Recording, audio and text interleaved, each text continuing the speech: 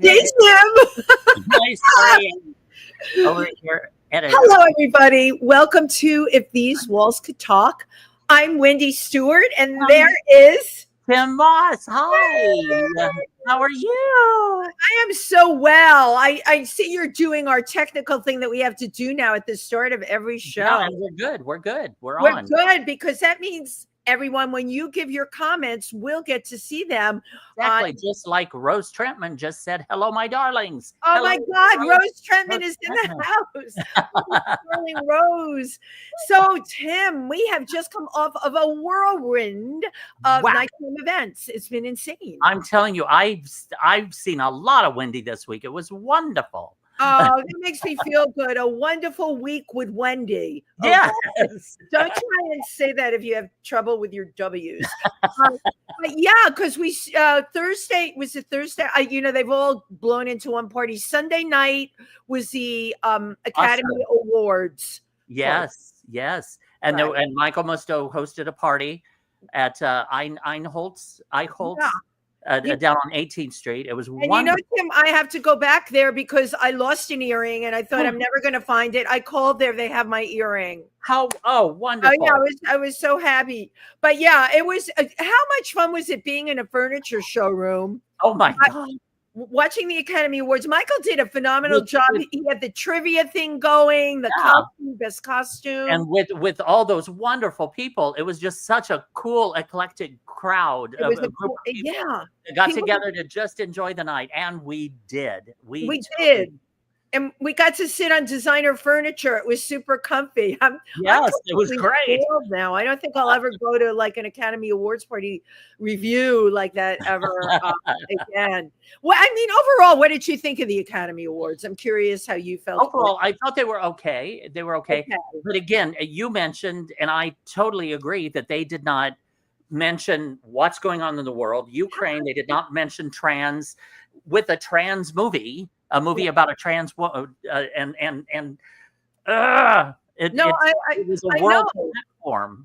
I told you what I thought. I thought the Palestinian filmmakers that did the documentary, at least they could talk about it because they had that film. But I am convinced that everyone was given a gag order. I swear, Tim, they sent a letter around, like, open up your mouth and you're done. You'll never work again in this town. Wow. I really felt like that's what happened. Mm-hmm. But of course, followed by the Get Out Awards. But back to the Academy Awards. Yeah. I thought they were very elegant. I thought they were very cool. There were some surprises in there. But yeah, I really enjoyed the overall show itself. I thought it was great. I love that Honora that was a very special film. People don't realize that was made in 37 days on a $6 million budget. Wow. That is a low budget indie. Yeah. And you looked at how well this was a film that was really carried by the actors and then the locations and the authenticity, which shows you that it can be done without having to be a blockbuster. Absolutely. And and at her age, she's so young. I know she has such a future ahead of her. That's great. Some future ahead of her, but she, encompassed that role. She was so believable. I saw every single film, I think I told you, except for Conclave. Of course, I missed the one that everyone was raving about, but the one that really stood out for me was Honora, It was just, yes. Poor Demi Moore. Oh my goodness. Because I thought for sure she was going to get it. She was going to get it. But in an actuality, that was what Substance was about. Right. Was an aging actress who gets the award. Oh my God. Right. She loves her younger self. Yeah. Right. Right. And there was the authenticity, right, in that film, the truth. We had a lot of truth telling in the films, which is why I guess with the acceptance speeches, I wanted more truth. And this as a performer. My God, being a performer, you have a platform you can stand on. And really, and we saw it happen at the Get Out Awards. you had mentioned what was going on in the transgender community. The Get Out Awards were the following night. And of course, those were the awards given by Get Out magazine. The amazing Mike Todd, who's kept that magazine going forever. And the publicist, Eileen Shapiro, great night. But everybody there made a political speech, every single person. Yeah. I mean, right, because we could. There were no guest orders that night. Yeah, we were in a safe space there. We were in a safe space. But one other thing on the Academy Awards, Kieran McCulkin speech, I loved that so much. Oh my God. The one where he was talking about his wife, how she had said, like, he wanted to have another kid, and she's like, yeah, if you win this Academy Award, right, I know, it's funny. So come on, honey, let's get to work on that next kid. He's got a huge personality, which he does. In the film, he's very unhinged, and I don't think he was just playing. Right. He's got a lot, to me, he's got a lot of that Robert Downey Jr. instability in him. And I love the film that he did. What was it called? I want to keep calling it The Pain in the Butt, but that's not it. It's called The Other Pain. Like that. It's something with like a pain, right? That he made with Jesse, something like that. Eichenberger. I mean, that was a wonderful film. There were just so many, and I'm just this big film hag. I love talking about all this. So it's really wonderful. But the thing, how wonderful to be in New York, to have two amazing events to go to. And yesterday I had brunch with Michael Musto and Screaming Rachel, or Rachel Kane. Oh, cool. From Trax Records in Chicago. She had performed at the Get Out Awards. She had flown in and performed for that. And so we had lunch yesterday, and I ended up spending much of the afternoon with her, talking in a business meeting, talking about different projects and stuff. So there's a lot of projects out there. Rachel will be a guest on our show too. I've been in touch with her. And so I we're was, having her yes, on. absolutely. That's what she said. And I was almost going to run late for this because I was in another business meeting for another project. So, well, Tim, I'm knocking on wood for all the things that you're planning ahead, right? Yep, they're all good stuff. It's all good stuff. Oh, and speaking of good stuff, we have a fabulous guest on here today. A lot of you will recognize this person because he comes to this location that we broadcast from all the time, which is Pangea.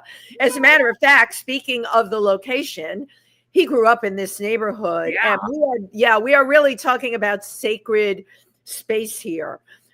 He's a really dear friend. His new book is called Jackie Curtis Undressed. It's a memoir, of course, about Jackie Curtis. And who better than our guest today than to know his uncle and godfather, Jackie Curtis. Please welcome the one and only Joey Preston. Yay. Yay. Come on in. Look at you. How are you? Wow. Hi, Tim. Hi. There you all are. We're all good centered. And here, of course, is the said book. And one of the reasons we have Joe on here today, besides the fact that we love him, Joe's book signing will be here next Monday at Pangea from 7:00. Right, 7:00 till the swallows come home from Capistrano. Whenever the hell we feel like leaving.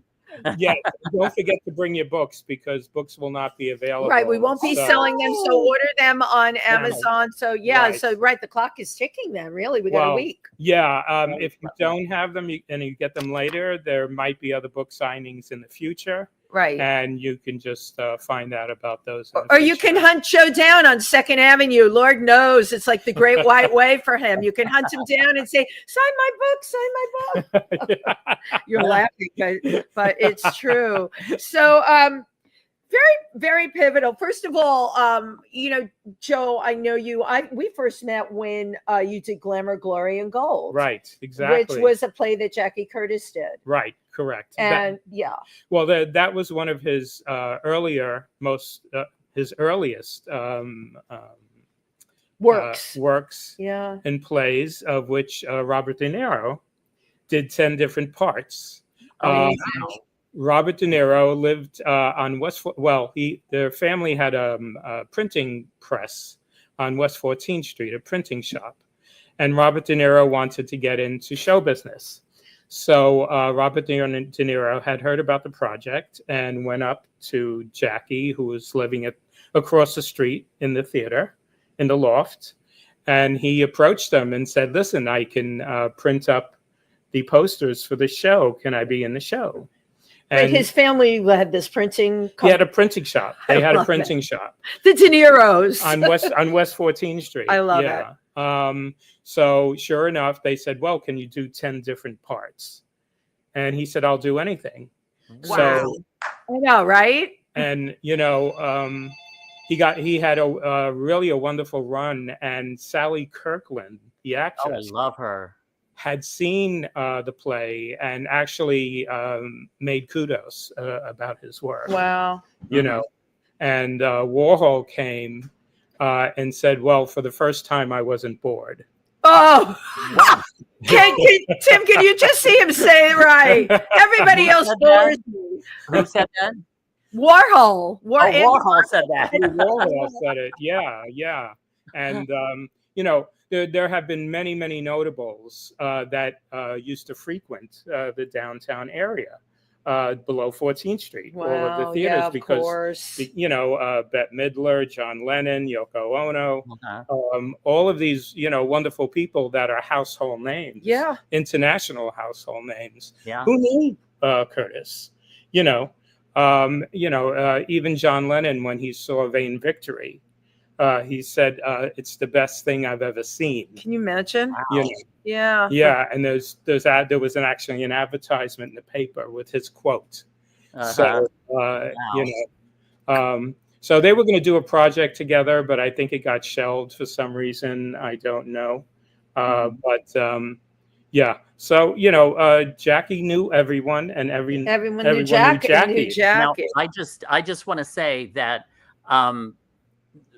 right after he sat down, I ordered the book on Amazon and it's on its way. So wonderful. Go to Amazon and just look up Jackie Curtis Undressed. Right. It's that easy. Right. It's that quick. Thank you. I love that. And it's on its way. Maybe it'll arrive while we're at the show. That'll be the quickest. No, it'll arrive. I'll have it by Monday, by the time I see you on Monday. Oh, fabulous. Wonderful. Wonderful. Yeah, you'll have it for the signing. So, what was the landscape like in this neighborhood as you? Firstly, the East Village right now is very trendy, very clean. Yes. It's very renovated, very sterile and stuff, and it's nothing like what it used to be when Jackie was growing up. Right. So try to walk us through what this neighborhood used to be like. Well, during the 60s and 70s, when Jackie was coming up in the business, this neighborhood was going through a transition. Mm-hmm. From what to what? Basically, from the older generations moving away. Italian? Was it immigrants that mostly lived? Yes, there were mostly families. But were they mostly families. Italian or? They were Italian, Polish, Ukrainian, right? Puerto Rican, and we all got got along together very well. I love it. Right. We didn't know from the hostility, that the rest of the country really knew. Right. At the time, we were kind of like it is now. Yeah. It's polarized. I'm thinking though, because the economics were a common denominator with, like Tim said, immigrants and a common economics. Yes. Yeah. But there was a mix of lower class, middle class, and even upper class, because there were some taller buildings in the neighborhood. High-rise buildings that were considered upper fancy class, fancy buildings. but then there was also tenements and projects that the lower class came from, and then there was mixes of the lower to the middle to the lower, the middle to the uppers. So everybody was just friends. Well, that's what I was wondering, if like some of the maybe lower class kids had a friend that lived in one of the high rise, if they would go and hang out with them. So that was very community, very. It was community, economic crossover, and all that. That's how it should be. Yes, correct. Read that again. It was a beautiful mosaic.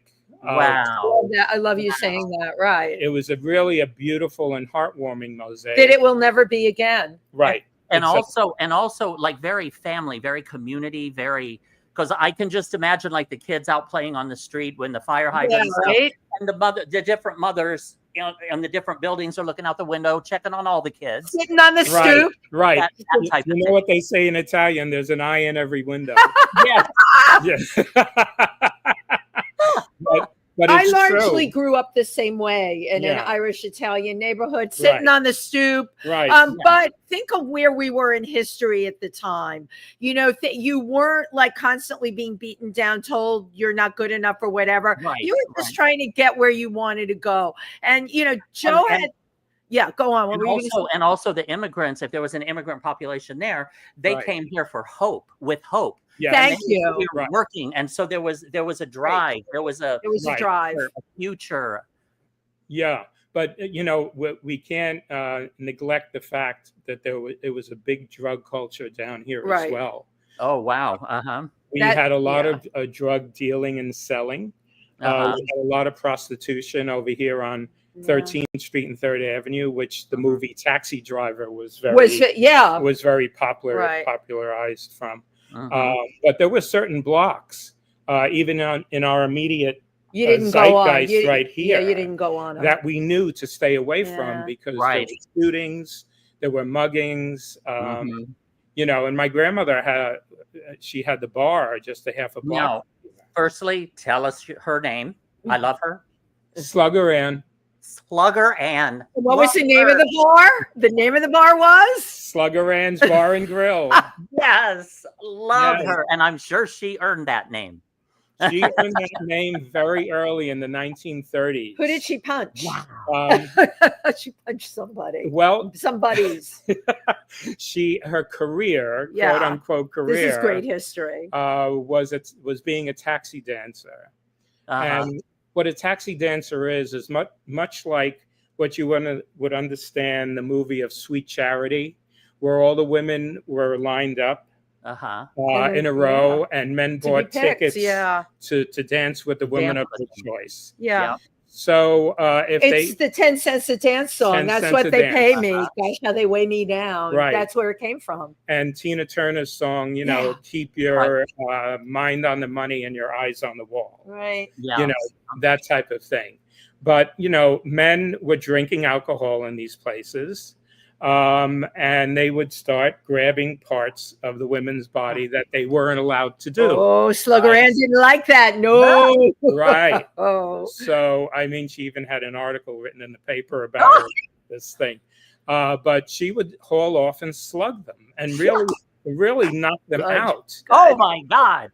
And it wasn't only the patrons. It was some of her coworkers as well, because of the jealousy of her beauty. And then she brought my mother and her other daughter, Jackie's mother, into the circuit as well. The biz, the family biz. It's funny with all the stories Joe has told about Slugger Ann, and you've heard them too, Tim. I never pictured her as beautiful. I pictured this tough Italian mama, don't mess with me. She was beautiful. Yeah, she was gorgeous. Wow. She was gorgeous. Damn, that's great. But she had a very, very difficult life during the 1930s. Yeah. The Depression. She came out of the Depression. She had to fight tooth and nail. Right. Because my mother was born on January 1st, 1929. Wow. And she was the last of 4 children. And then at the end, in October of 29, was when the stock market crashed. So now she had to go through the 1930s raising 4 young children with no money. With a husband who had to go out on the road to find work. Wow. And 4 kids. So she took on jobs of being a super, mopping the floors, collecting rents, whatever she can do. And then Right. she went into the dance hall business. But the fact that as a woman in those times, she went into the dance hall business, going on to have her own bar. It really makes her special. She's, she had what we call chutzpah. A lot of it. When you have 4 mouths to feed, and yourself and her mother, which was my great wow, got a whole family, right? You want, and that's how it used to be, where the different generations living together. Right.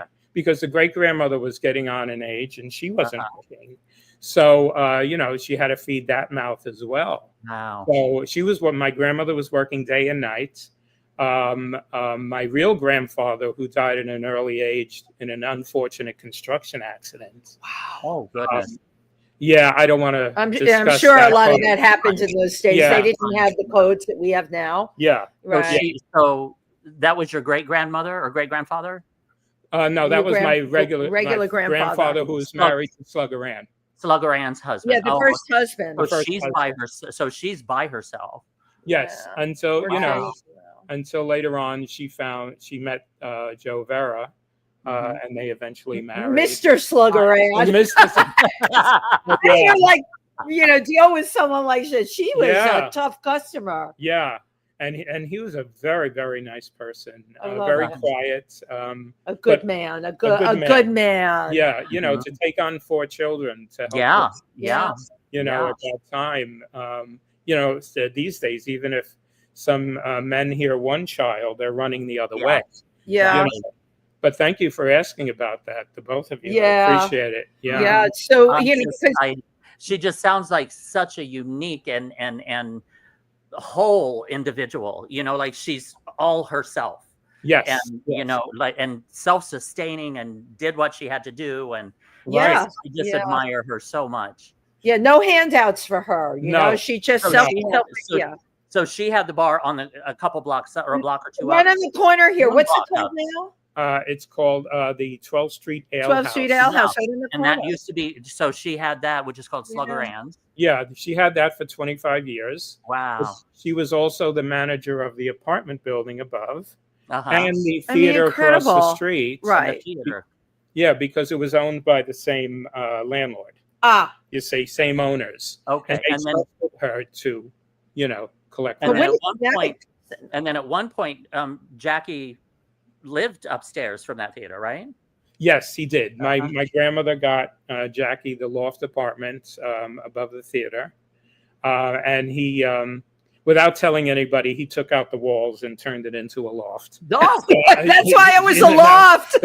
When he moved into him, it wasn't a loft apartment. It's like a 2-bedroom apartment. He's like, I don't like that wall. I'll just take it out. Yeah, and when Peter Ujar took it over, Peter Ujar wanted the walls back up, and he said, you better take the walls back down. It better be exactly the same way when I come back.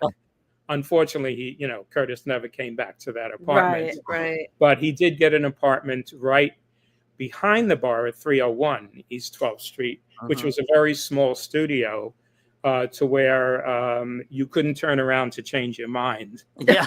I love that. From the loft to that, right? Yeah, because I was with Curtis there when I was about 16 or 17, when my mother felt that I can handle myself and deal with Curtis. It wasn't about dealing with Curtis; it was about dealing with the drug circuit at that time that still existed. Right. And she didn't want any influences like that in my life. Right.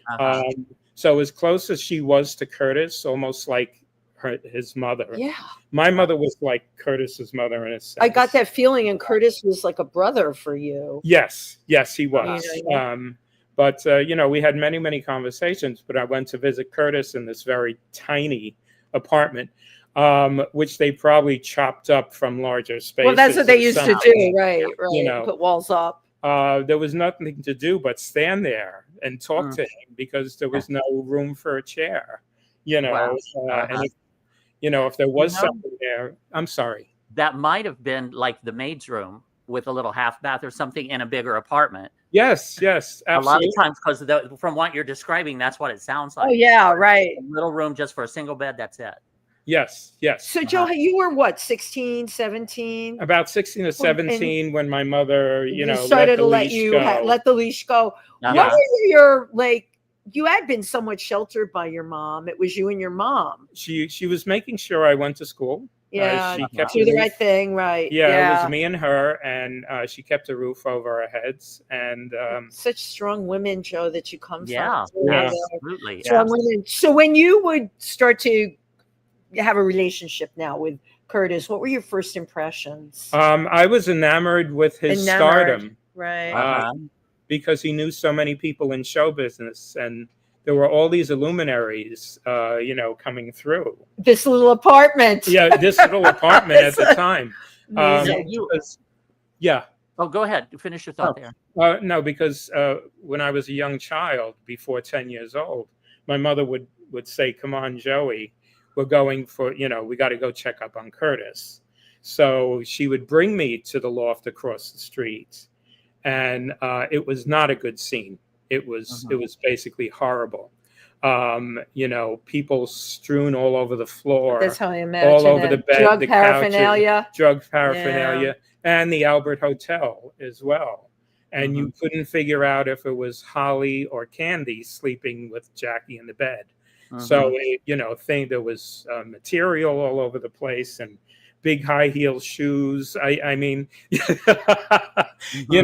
What a scene. It was a scene. It was a scene, and it wasn't pleasant as a child because I wasn't used to that type of environment. No. Right. Who is when you're a kid? Yeah. And your mother was raising you clean. You had these strong absolutely. Slug around with the bar. You were very structured. Yes. This is very unstructured. Yes. Yeah, and she had because your mother was. It sounds like she was really trying to instill values. Yeah. And keep you on the straight and narrow. Right. Which in that environment, I mean, with all the drugs on the street and everything that had been happening, she had quite a job there. Yeah. Well, absolutely, yes. And she worked for a while, but she wasn't a well woman.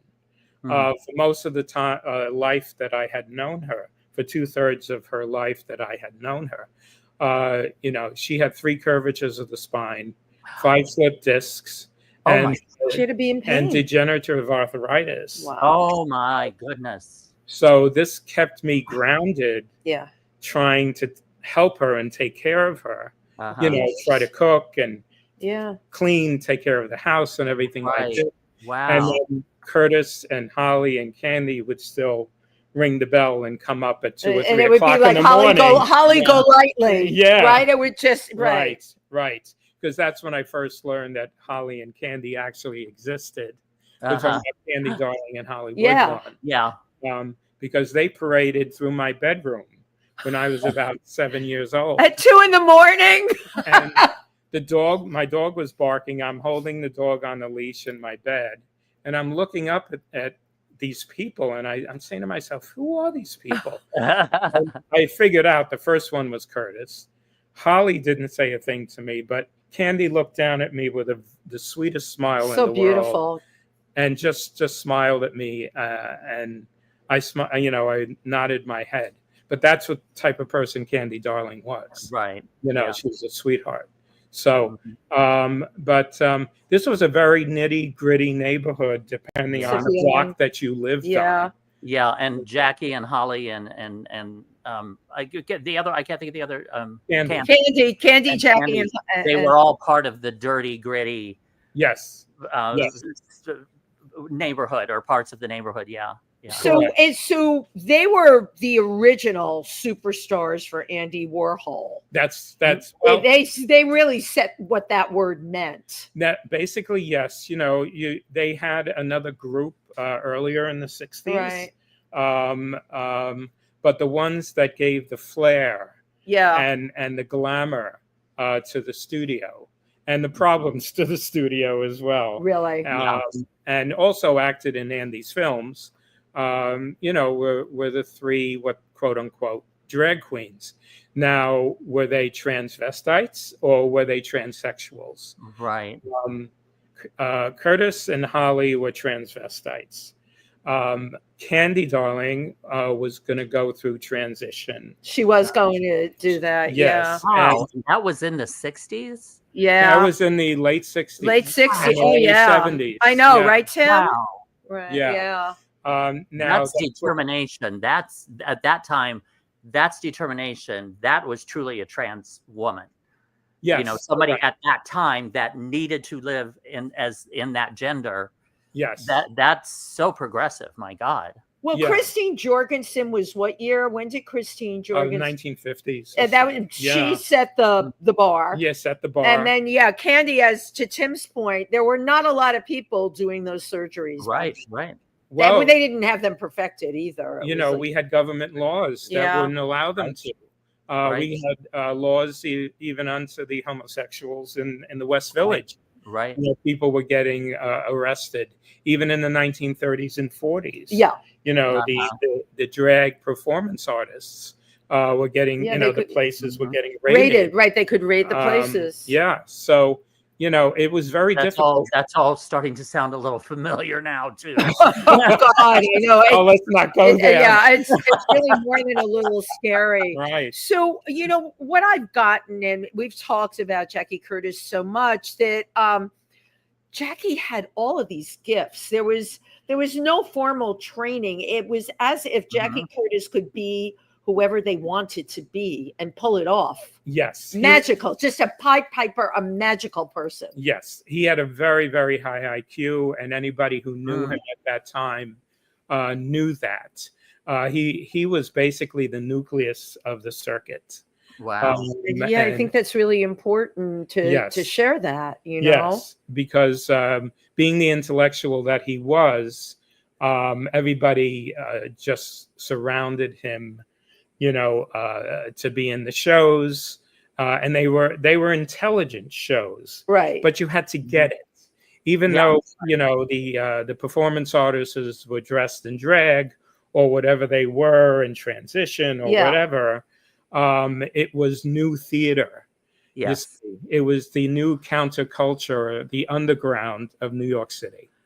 Well, the fact that Jackie Curtis could write pieces like Glamour, Glory, and Gold, which was done at the language in that, I think I said to Joe when I read it, how did they even learn their lines? I would have had to be repeating it over. It was such elaborate language. It was a very rapid cadence. Yes, yeah. Similar to Oh Mary was probably the most modern thing I've seen with that kind of rapidity. That Jackie's mind, drugs or no drugs, that this person was so gifted that they could write like that. When you understand the human psychology at 19 years of age, be able to have studied movies and have read books by the age of 19 and then pen a script is incredible, really, to show how a woman was climbing the ladder of success wrong by wrong, right. And becomes a big Hollywood movie star only to crash, right? From all the fame and everything like that. How do you know this at 19 unless you have a vast knowledge of human nature? Right. Yeah, right. There was no NYU education. Okay. This person has developed this within themselves. And well, and also just from studying humanity and studying people in the neighborhood and seeing the, all the highest of the highs and the lowest of the lows. Right. That, what an incredible imagination. Yes. Yeah. And, he had the bar denizens that used to patronize our grandmother's bar to feed off of. Sure. Also. Oh, yes. Yes. And also, the type of people that were really all around in the 50s and 60s that he observed as a child, and put all of this stuff down on paper. Right. And to make it sound so cohesive. And develop these characters in the shows. Yes, absolutely. And, so it was a big downtown hit week after week after week. I came across some figures from the theaters. And at that time, the show was making $20,000. In those days, right? Yeah. Yeah. And it was really underground. That was everything was underground. You have to say that, and making $20,000 so popular. and popular enough to where, Hair was being produced and created at the same time, the show Hair. And those two producers were very good friends. Yeah, that's Curtis as well. Jerome Ragu. Thank you. Yeah, and they would, after they did their show, they would run downtown to see what Curtis was doing in his amazing, show, right? And at one point they said, Jackie, that's what they called him. Right. They said, Jackie, we think we can get you into Broadway. And Jackie was animate about not going to Broadway. Wow. Because it was above 14th Street. Well, I got a nosebleed. Finding, affording car fare might have been one of the issues. But no, but the issue with that was Curtis changed lines that night before the show went on. You see, and gave different direction to the actors. To say, okay, you're going to say this and do this just before the show started. How did that fly? It flew because they went out there, and if they forgot the line, somebody else just covered it. Right. But the reason he didn't want to go to Broadway, because Broadway is a template. Oh yeah, structured. It's very structured. And sorry. That's okay. And people need to know that they're going to go see the same show basically all at the same time. But Curtis was not into that. He was more about changing. Yeah, well, he was very organic as to what. Jackie Curtis, if it was very, very organic. Or very, I'm trying to think of the word. There's a word. On the spot. Spontaneous. Yeah. More like improvisational than anything. Improvisational and that's what I picked up from him personally. Because I was hoping to go into show business and learn from the business from him. Right. But we were doing a show, and I was the stage manager. We were doing the Frances Farmer story. Right. And Frances Farmer at one point was an alcoholic, and I had filled up a bottle with water, and Curtis was sitting in a chair and waving the bottle around and drinking it while Frances Farmer's mother was doing her monologue in the front. But Curtis was spilling the water all over the floor. Right? Now, I didn't know the difference between Curtis acting or Curtis high.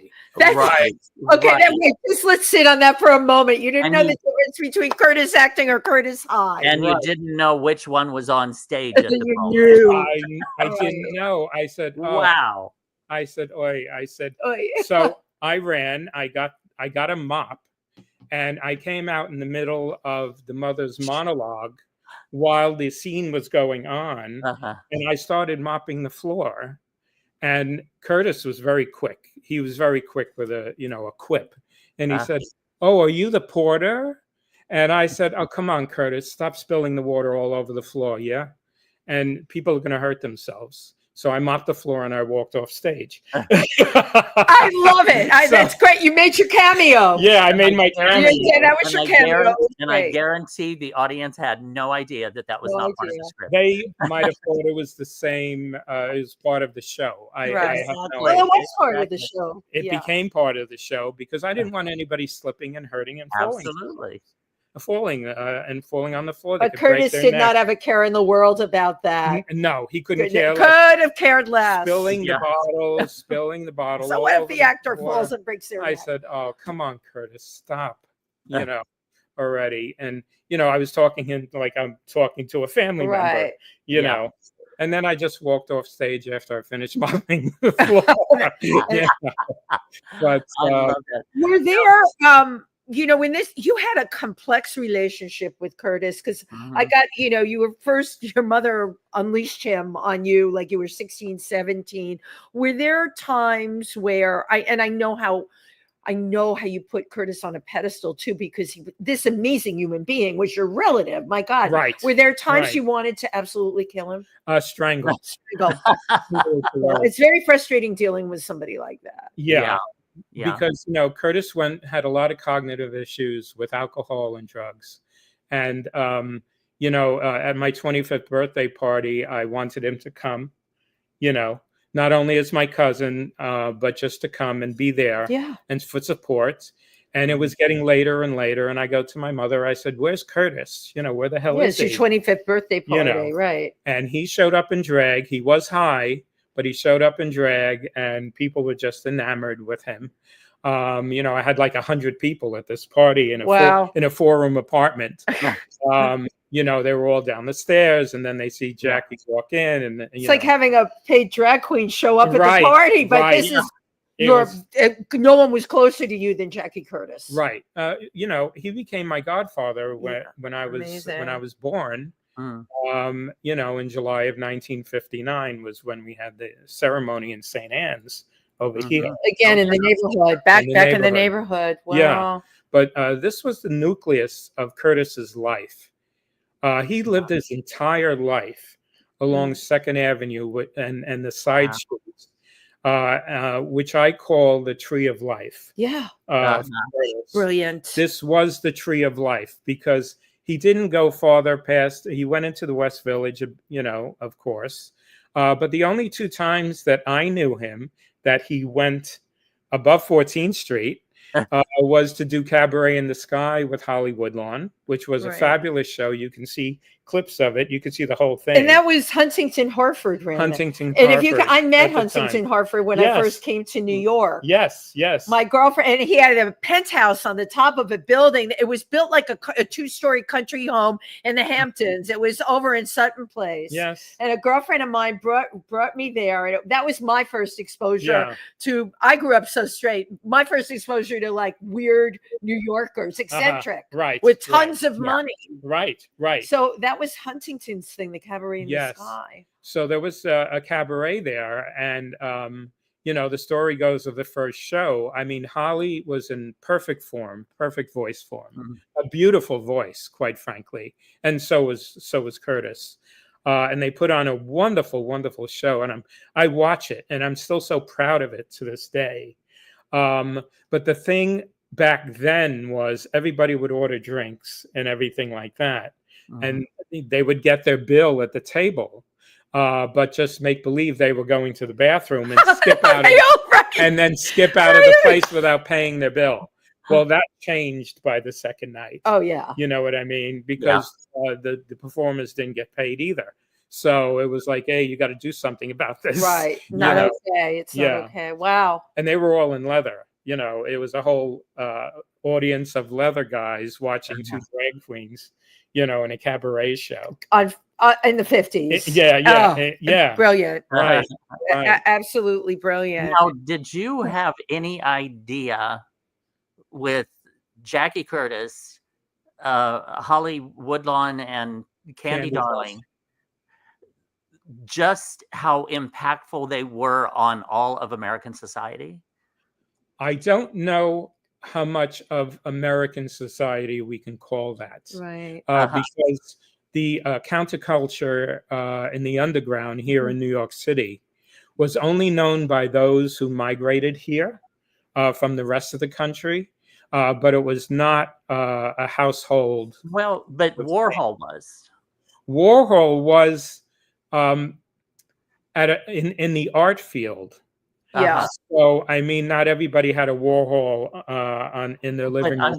But didn't he did movies with them, and yes, he did movies. You know what I mean? Like it was and those picked up in the United States underground. United States. That's what I meant. That's what I meant by. Did you have any idea?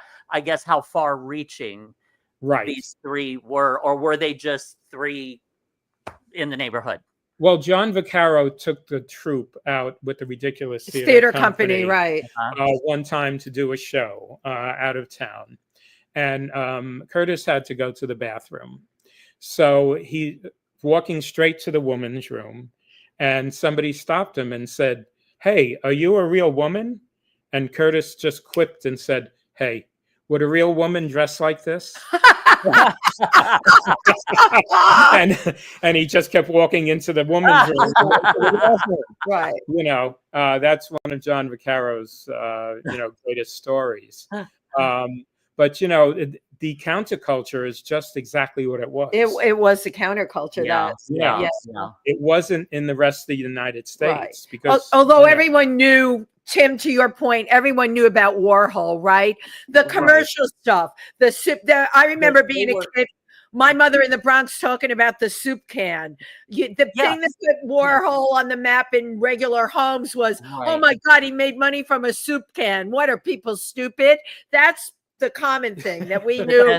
But then they were kind of attached to him. They were attached to, but they weren't household in the underground, yes, but not in regular homes and stuff. Definitely not.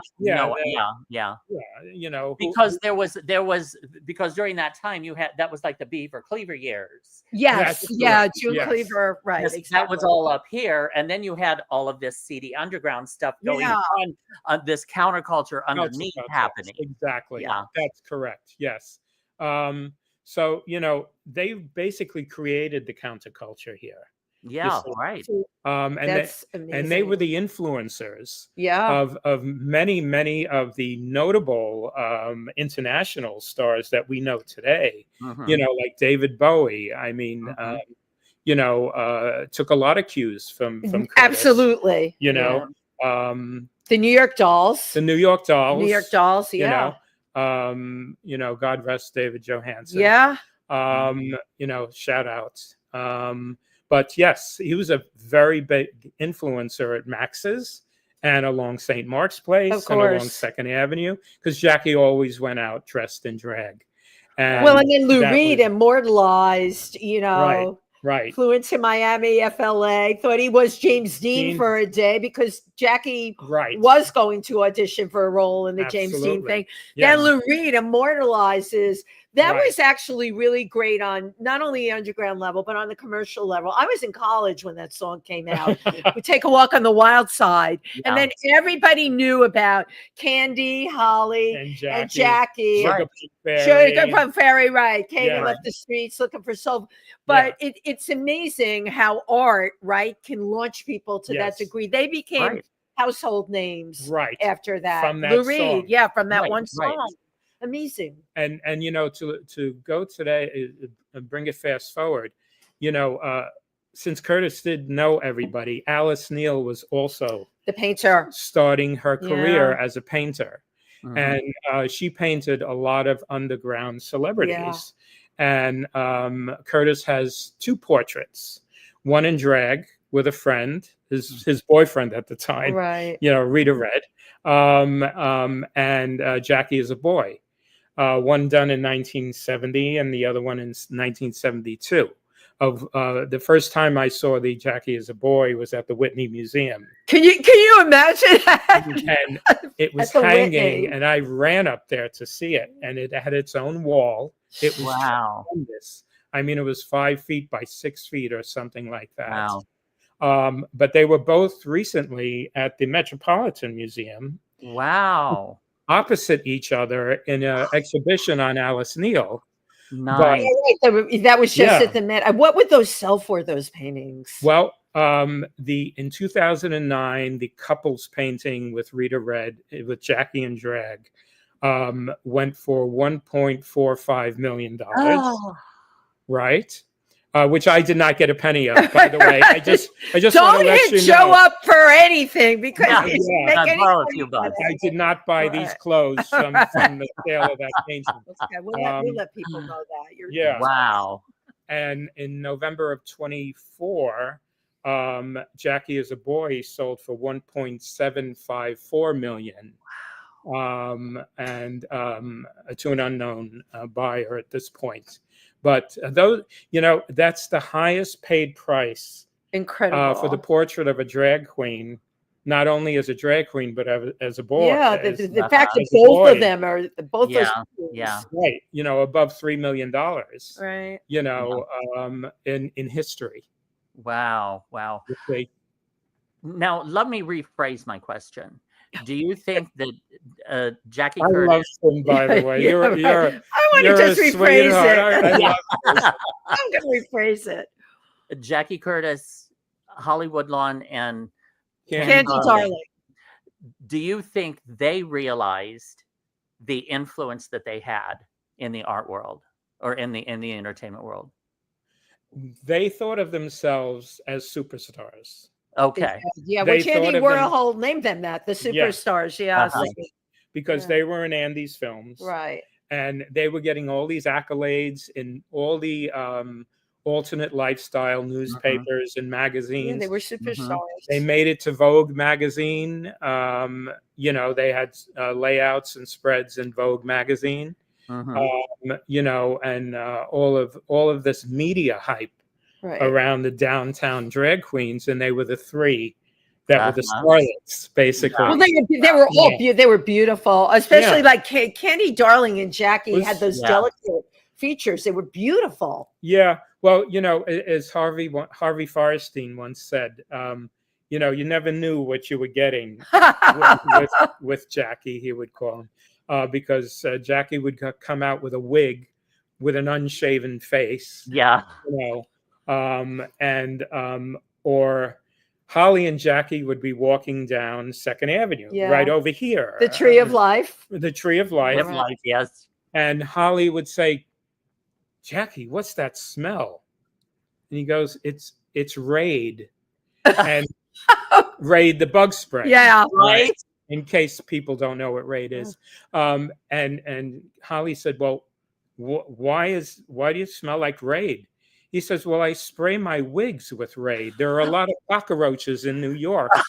I can kill 2 birds with 1 stone. You know, such an incredible story. You know, it's hilarious. Really. You know, it freezes the wig. Right. And at the same time, absolutely. There's no roaches crawling on. Right. Because all these apartments were roach filled at the time. Yes. Yeah. Exactly. Yeah. Oh my God. That's hysterical. You know, so there are a million stories written by so many different authors, not only ones that have known him, but ones that did not know him. And that's where this book comes in, because during the beginning of COVID, I did not know what to do with myself. I was worried about my immediate, my partner. I was worried about people in my family. And I didn't know what was going to happen next from day to day. Right. And I looked for inspiration, and I went out on my balcony and I looked down into Willem de Koonin's studio and home. I love it. Which is directly across from my balcony. Not too shabby of you. Which I actually call a wraparound terrace with curated botany. But we that's the, you know. And I said, please give me an inspiration. Wow. And I looked and I said, because I used to ride my bike around that block and see de Kooning's paintings and I used to go as a kid, and I used to go, you know, who would buy this stuff? But you know, now I'm looking directly into de Kooning's studio and home, right into the floors, because they have the curtains open, and say, please give me some inspiration. I just got chills, and that's from that second, I turned around, came back into the apartment, went up to the penthouse level of my apartment, my triplex. You just getting larger and larger as this conversation goes on, but I'm just going with it. which I didn't make from the sale of those paintings. And I walked over to the computer, and all of the stories just poured out of me. It's an epiphany. That it is an epiphany. You ask and you shall receive. Yeah, yes. really. Yes. Really. And I typed till 3 or 4 o'clock in the morning. Wow. Making plenty of typos. And I passed out and then got up the next day and kept going with it. And that's the culmination of this book. Wow.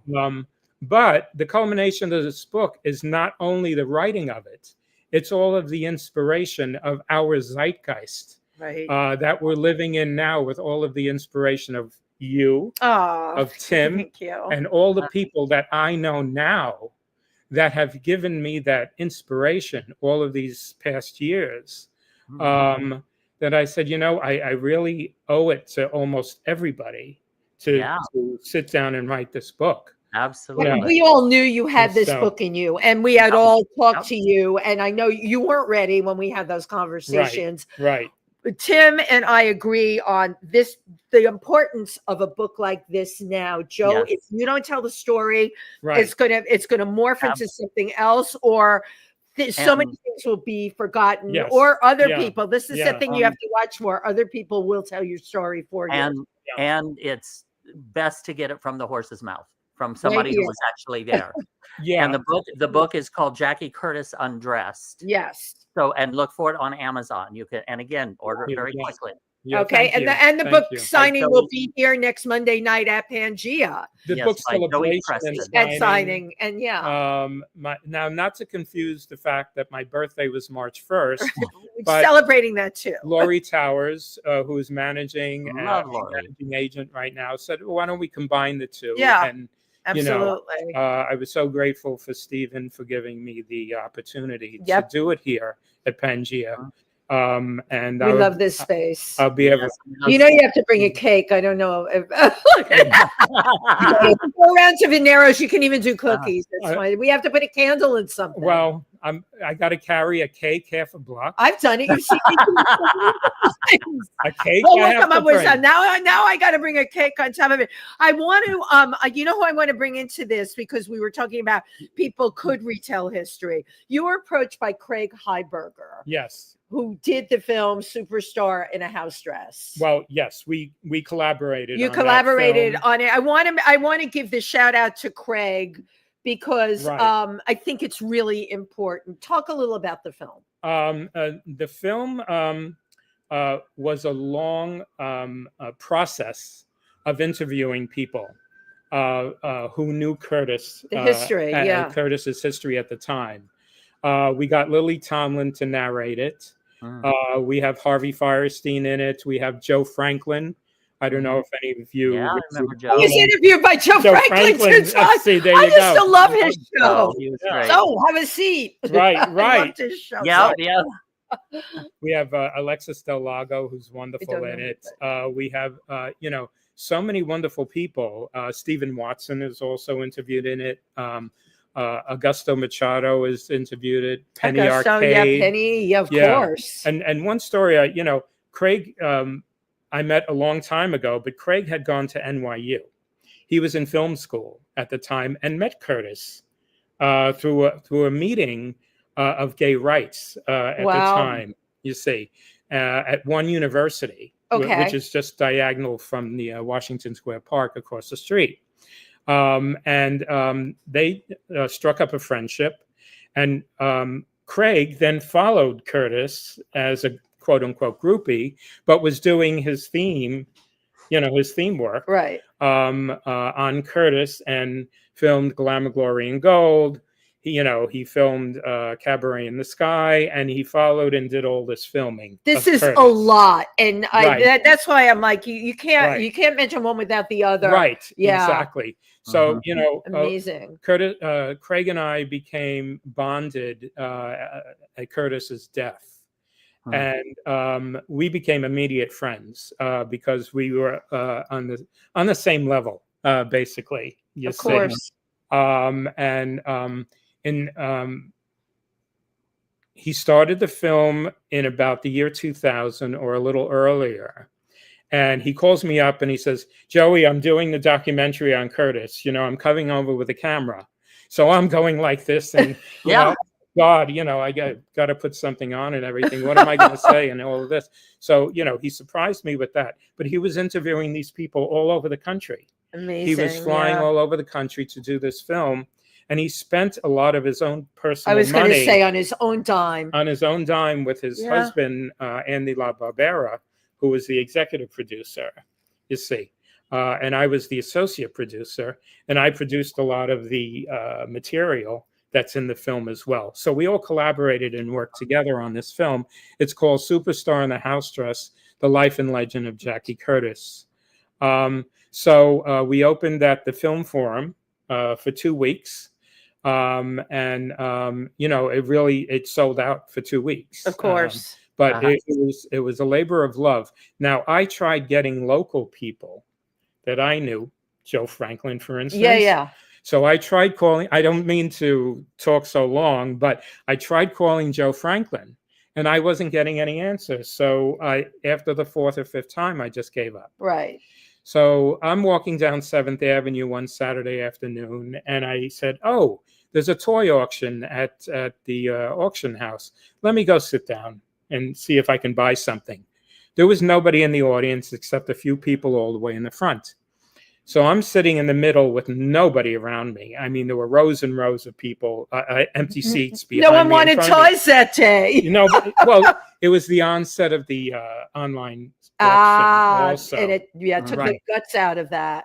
Just before the auction started, I hear mumbling behind me, and about 6 men walked in. And who was the first man? Was Joe Franklin. I love it. How serendipitous is this? But Joe Franklin takes one look at me. He walks down the entire aisle of where I was sitting and sits right where Wendy is sitting now, next to me. Incredible story that you were both there at the same time. Yeah, and I'm flushed. And I said, hello, Mr. Franklin, how are you? And I didn't waste any time because I knew the auction was starting. Yeah. I said, by the way, I've been trying to get in touch with you. We're doing a documentary on my cousin, Jackie Curtis. Oh, I love Jackie Curtis, he says.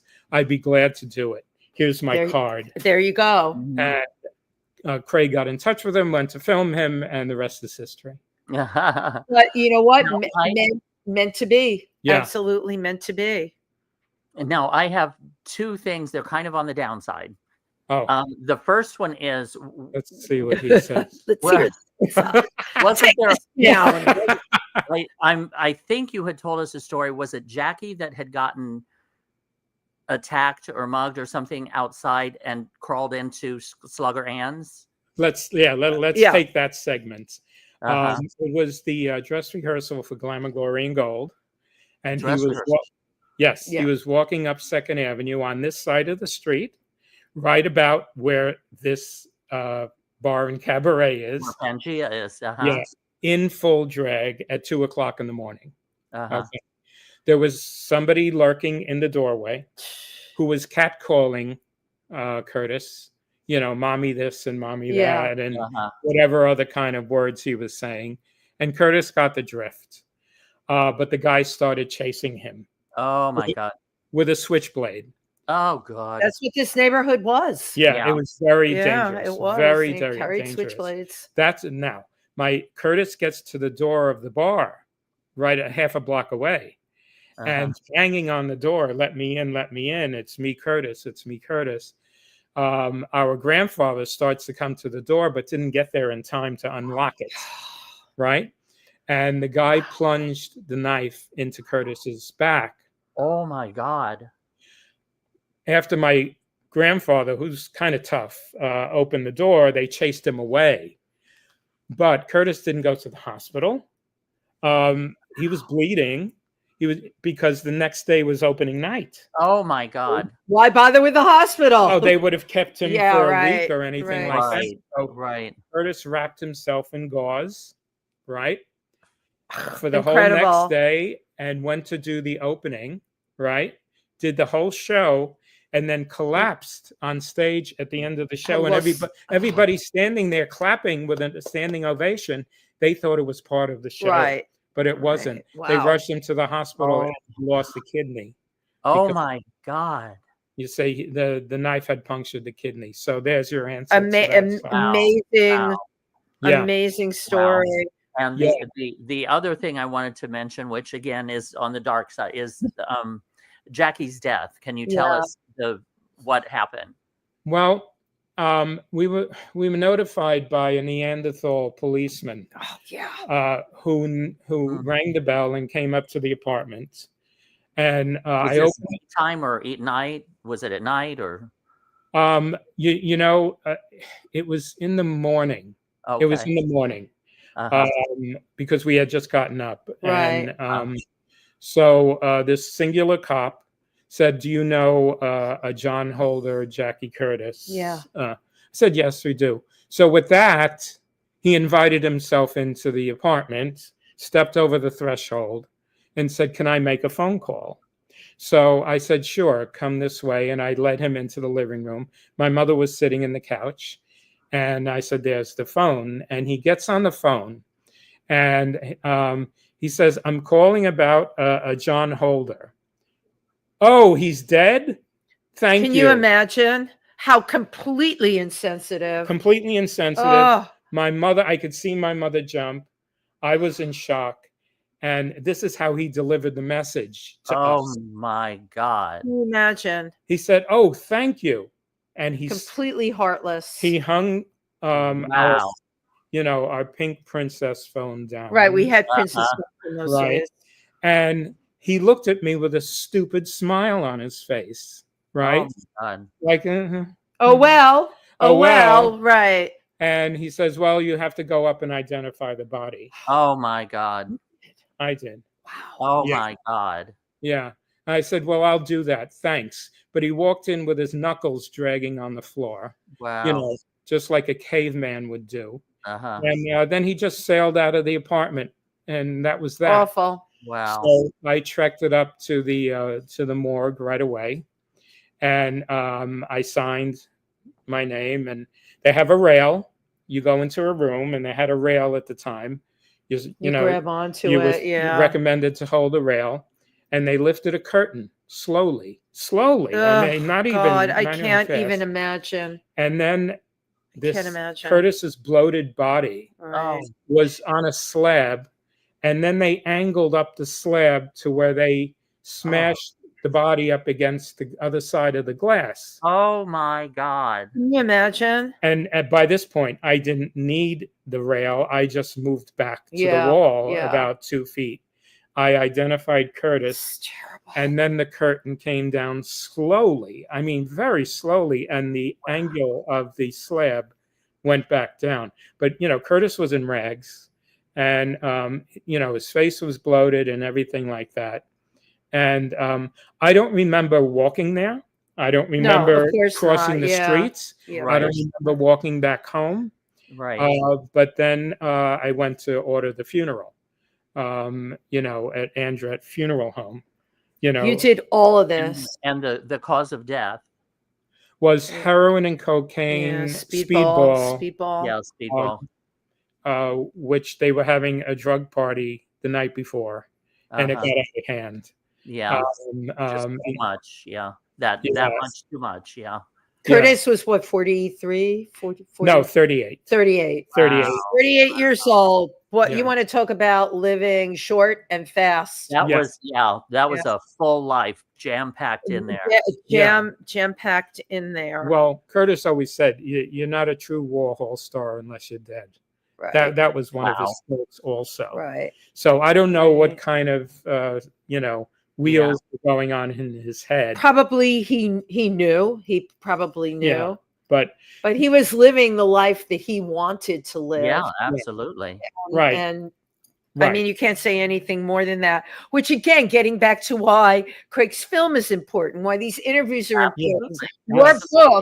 Your book, because these stories need to be out there. Right. Jackie Curtis Undressed by Joey Preston.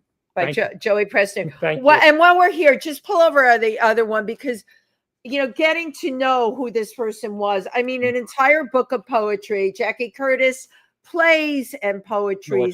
This incredible, this prolific human being. Yes, and it's a very thick book. It's a very thick book. Wendy wanted me to pick out a poem. I picked out a very short one. Could you read it? If you have time, I'm not sure. It's called Pearl. I came all the way from Rhinestone River, where they catch the light. Pearl snaps a picture. Watch the birdie. Click. Gotcha. Oh, pook. I told you to watch that nasty little birdie. Here's my one and only little parakeet, I call him. Tea kettle. Because he's always got something on. He blows the whistle. Time for tea, Pearl. Pearl gets cups and saucers. My, how the time flies. Get a fly swatter to swat the flies. Shoo fly, don't bother me, Pearl. Where are my mosquito nets? Hasten, child. My blood runs cold. Wow. I mean, one of the poems that are almost 8 pages long. Wow. is called B Girls, of which was inspired by him being a bartender in my grandmother's bar. That's in the Poets Encyclopedia. And Don Heron talks about that poem in the film. In the film as well. Yeah, wow. yeah. So he was Curtis was a prolific writer. High IQ, wrote numerous amounts of plays. But then when Warhol let go of the drag queens, Curtis had to reinvent himself. And he did. That's the point. It was very difficult because then you go through a lot of emotional. Like, who am I? Yeah, you were validated by Warhol. He validated all these people. And that was his thing. He would then cut you free. Yes. Yeah. So, the and then the fame and all of that kind of fizzles and it's hard. It would be hard for her to find her identity again, like find the identity again. Exactly. But he did a couple of cabaret shows, one at our grandmother's bar, and another one at Lou Friedman's club called Snafu, right, at 21st Street and 6th Avenue. And we had sold out shows every night. Of course. And tickets were $3 then at that time. God bless, right? You know what I mean? But I can't help thinking what would have happened had this person lived, right? We still have friends that are around from that time that tell the stories. What would have, what would Jackie have been had they lived? Well, Penny Arcade and Augusto Machado are probably, and Craig Heiberger and myself. And there are a couple of others who continue absolutely to promote Jackie's life and work in their own work. Right. Because Penny comments on Jackie many, many times. Sorry for going back and forth from Curtis to Jackie. No, that's we know right? I'm sorry. Yeah, Curtis was the name that the family used. Given name, right? Jackie Curtis was the public persona. Yeah. Yes, correct. Exactly. That's right. We have a bunch of comments here today too. I have to put on my glasses for the comments too. Thank you for the comments. Look who's here. Lori Towers says, I love commenting, and with the big hearts. I love that. I've got Ike Avelli, Love You, Joe. Incredible book front cover to back cover. And Ike knows because he wrote a book. Thank you, Ike. Suze, Valve, Jenner X, amazing designer. Love the book. Everyone loves the book. Savannah Lauren. Hi, Tim and Wendy. Oh, so good to see Savannah on here, right? Yeah. My friend Jenny Bookwalder from Indiana says, sounds like a great book. Great book. Yeah. Well, I wrote it from our family, my experiences of life and work with Curtis, and our family who was intertwined in that, because Curtis, it was one big ball of yarn. Let's put it that way, but there were times where our grandmother didn't want Curtis coming into the bar dressed in women's clothes, like Jackie, because there were other customers there, and she didn't want that kind of image. She didn't want that image in her bar. It was a very local type bar, and she was a little worried about the marketing. Come on, the time we were in everything. Yeah, it was probably more of a working class neighborhood bar type of thing, and that's understandable. Now, Jason King also says, "I love you all. What a nice positive message from your guest." And then ask, who did she punch? Oh my God, love Wendy. He's talking about Slugger Ann. Hi, Jason. How are you? Who did Slugger Ann punch? Can you name some names? Actually, no. Some of the men dancing with her. Yeah. The men dancing with her. Yeah, they put their hands in the wrong place. Because she went actually to Diana Dancing School on 3rd Avenue and 14th Street to find out how to dance with lonely men. Oh my God, that's great. And that was what they taught. Right. But she punched the men who got out of hand with their hands. Slugger Ann. Who would take care of herself, buttocks or whatever. And her coworkers as well. Now, personal stories from myself, when a customer was getting out of hand in the bar, and she would say, "Okay, you dry up," go home and dry up. And the customer wasn't listening and still heckling her. She would just come out from behind the bar. Oh, boy. Grab the customer from behind the back, the shirt or jacket, whatever he was wearing. The bar stool would go flying down on the floor. She would drag him out. Now, she was 5'2". Oh, my goodness. Okay? But she had fists like Tough. like cured hams. Yeah. Right? So she would grab him, these guys, and drag them out to Second Avenue and literally throw them out onto Second Avenue and then say, "Go home, you rat bastard." Right. Go home and dry up and don't come back until you dried up. You understand? And then she'd go back in the bar and tree of life for them on Second Avenue. Tree of life, right? Bye. Yeah, and she'd go back in and get an applause and everything like that. But everybody knew not to mess around with her because Curtis and I were sitting at a table once, talking, and out of the blue, which is the stories in the book, out of the blue, our grandmother's behind the bar, and nobody else is in the bar. There's no patrons, but she goes, "Hey, Curtis," real loud. I mean, loud. I mean, you can hear it across the street. And we both, go like this, soldiers. And Curtis goes, "Yes, Nana?" And our grandmother goes, "Are you a man or a woman?" And we both looked at each other, and Curtis goes, "Well, I'm a man, of course, Nana." "Okay, then." I don't know what was in her mind. This was 1979 already. She just wanted to know. She just wanted to know. Here's a question. Well, but she had already seen Curtis in drag for the last 10 years prior. But whatever was going through her mind, she needed validity. Mm-hmm. like who are you really? Yeah, are you? Because now we were doing the show in the bar, and he was doing it in drag. Of course. So that for her in 1979, really she's been through, where again men came in and danced with women. There were two genders. That would be confusing for her, I'm sure. And she just one day just wanted to know. A very valid question. Yes, exactly. I love it. Right. So you are. Thank you so much. I'm so excited and Thank you for the book. Thank you for taking the time and just sharing these incredible stories about an incredible individual. My pleasure to both of you and everybody who's watching and everybody who's bought the book. And even if you did not buy the book for whatever reason, it's totally understandable. Please come down and celebrate. Yes. Monday night, 7 o'clock, Pangea, 178 2nd Avenue. Correct. Between 11th and 12th on the Tree of Life. Monday at 7 o'clock. Your love and support means so much to me. And it would mean so much to Curtis's life and work as well. Yes. Just that you're here.